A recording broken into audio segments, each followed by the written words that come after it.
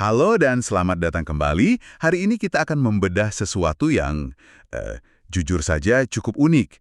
Kami dapat kiriman dari Anda sebuah bab dari buku pelajaran matematika kelas 7, judulnya Bilangan Bulat. Mungkin reaksi pertama Anda sama seperti saya ya, serius, pelajaran SMP. Tapi, justru itu yang bikin menarik. Konsep-konsep ini kan saking dasarnya, kita sampai lupa betapa revolusionernya ide-ide ini waktu pertama kali muncul. Jadi, mari kita bedah ini. Kita akan pakai materi ini sebagai batu loncatan. Kita lihat bagaimana sebuah ide sederhana, angka di bawah nol, sebenarnya adalah salah satu lompatan konseptual terbesar dalam sejarah manusia. Sebagai pancingan nih, materi Anda langsung dibuka dengan gambar suhu di puncak Jaya, Papua. Di situ tertulis suhunya bisa mencapai negatif 3 derajat Celcius. Kita semua paham lah ya, artinya dingin. Tapi pertanyaan yang lebih dalam kan begini.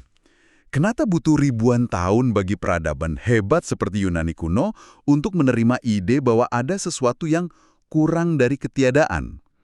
Inilah yang akan kita telusuri hari ini. Anda menyentuh poin yang krusial sekali di situ.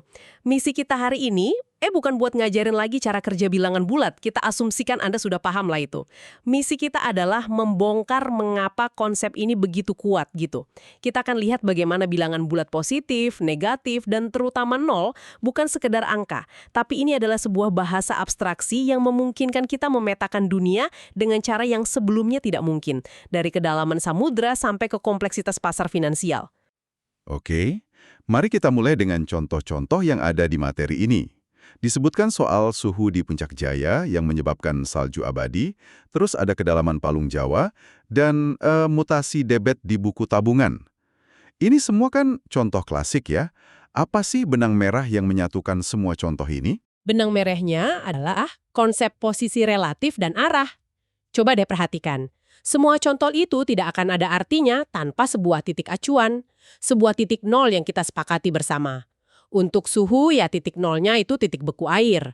Untuk kedalaman laut, titik nolnya itu permukaan air. Untuk keuangan, titik nol bisa jadi saldo awal Anda. Jadi tanda negatif pada minus 3 derajat Celcius itu bukan cuma berarti dingin, tapi secara spesifik berarti 3 derajat di bawah titik acuan beku.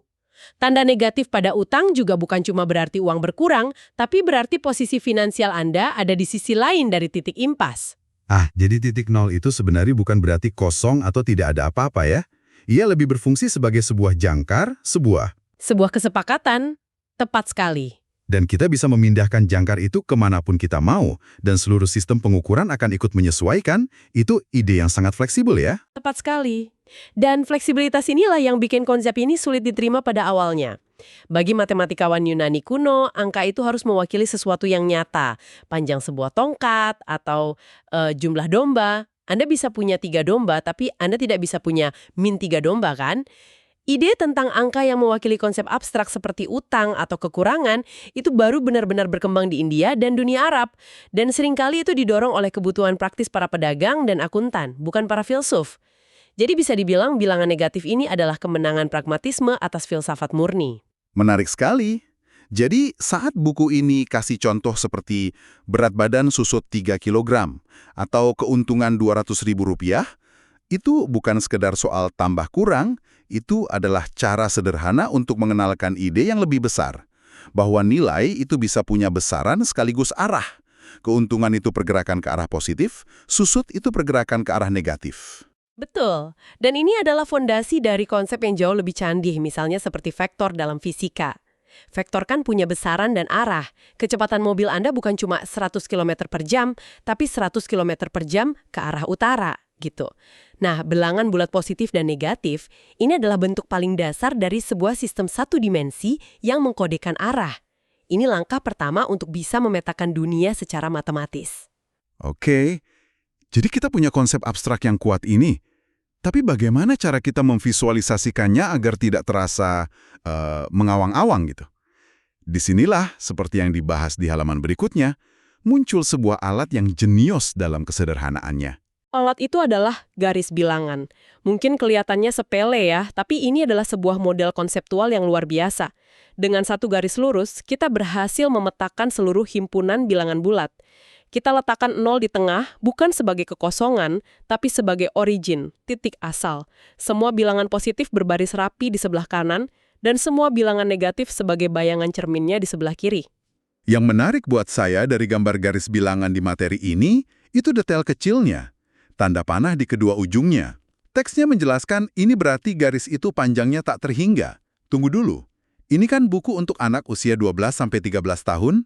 Apa mereka secara tidak langsung sedang diperkenalkan dengan konsep infinity atau ketahinggaan? Itu kan ide yang sangat besar dan filosofis. Ya, dan itu disengaja. Tentu mereka tidak membahasnya secara mendalam ya.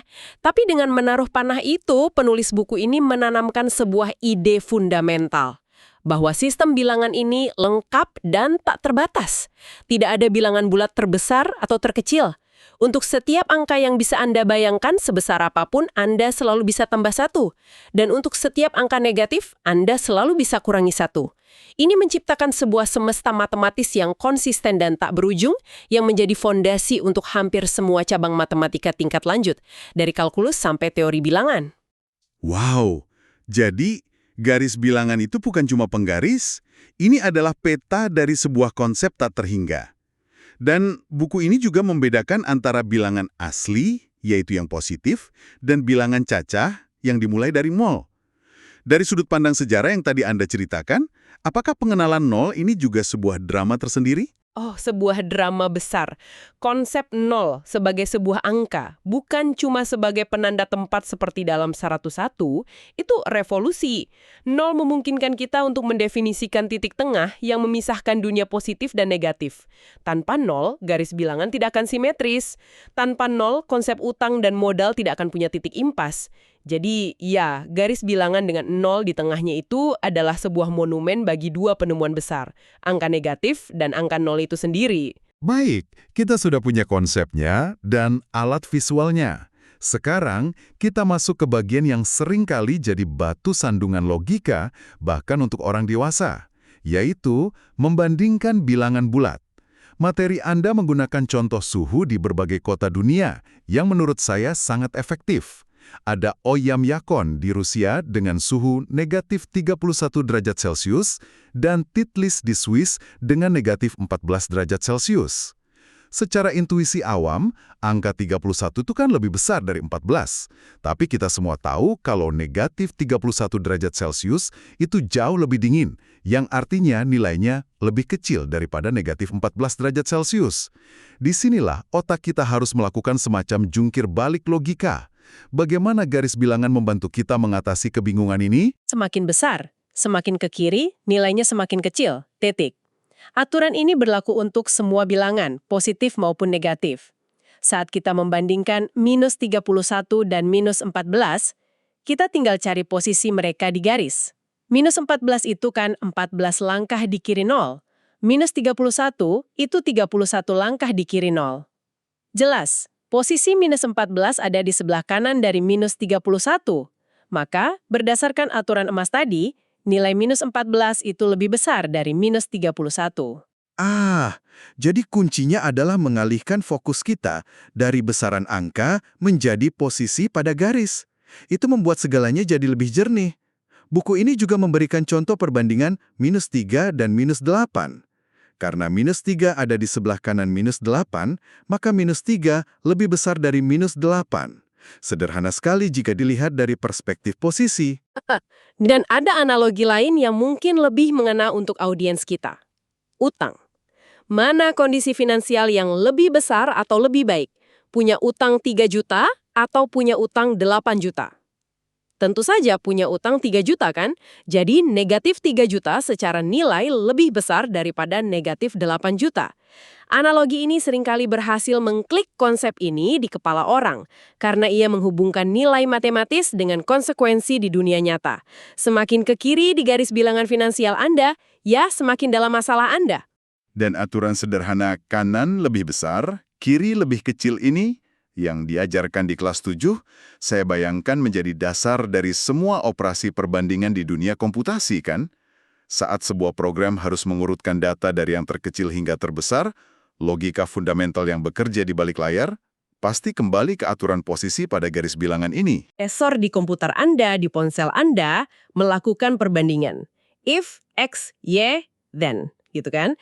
Semua itu didasarkan pada aturan posisi ini. Sebuah aturan yang tampak sepele, yang divisualisasikan dengan sebuah garis sederhana, ternyata menjadi salah satu pilar logika yang menopang seluruh infrastruktur digital kita. Jadi, saat kita melihat eksplorasi 1.2 di buku ini, kita tidak hanya melihat perbandingan suhu, kita sedang melihat miniatur dari cara kerja algoritma pengurutan data. Jadi, kalau kita rangkum perjalanan kita sejauh ini, kita berangkat dari sebuah bab buku pelajaran yang tampak sederhana. Kita menemukan bahwa di balik konsep bilangan bulat, ada sebuah sejarah panjang pergulatan intelektual untuk menerima ide tentang angka di bawah nol. Lalu kita melihat bagaimana sebuah visualisasi yang brilian, yaitu garis bilangan, tidak hanya membantu kita melihat angka-angka ini, tapi juga secara halus memperkenalkan kita pada konsep dahsyat seperti ketakhinggaan dan peran fundamental titik nol sebagai jangkar konseptual. Dan terakhir, kita memecahkan teka-teki logika tentang perbandingan bilangan negatif. Caranya, dengan mengubah cara pandang kita dari besaran angka menjadi posisi pada garis. Sebuah pergeseran perspektif yang ternyata menjadi fondasi bagi cara kerja komputer. Ini jauh lebih dalam dari yang saya kira awalnya. Dan jika ada satu ide sentral yang bisa Anda bawa dari pembahasan kita, idenya adalah ini. Matematika itu pada dasarnya adalah seni abstraksi. Bilangan bulat adalah salah satu abstraksi pertama yang paling kuat yang kita ciptakan.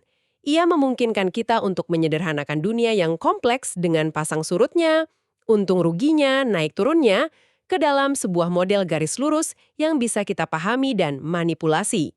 Itu sebuah pencapaian yang luar biasa. Sebagai penutup, saya ingin meninggalkan Anda dengan satu pemikiran untuk direnungkan, yang terinspirasi dari panah tak terhingga pada garis bilangan itu.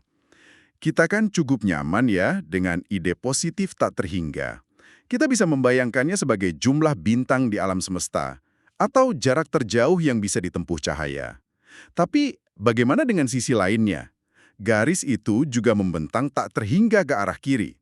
Coba pikirkan deh, jika positif tak terhingga punya korelasi dengan konsep fisika seperti ruang dan waktu yang tak terbatas, adakah konsep nyata di alam semesta kita, baik dalam fisika, ekonomi, atau bahkan filsafat, yang bisa diukur atau direpresentasikan oleh negatif tak terhingga? Apa wujud dari nilai yang terus mengecil tanpa henti? Sebuah pertanyaan yang membawa kita jauh melampaui buku pelajaran kelas 7.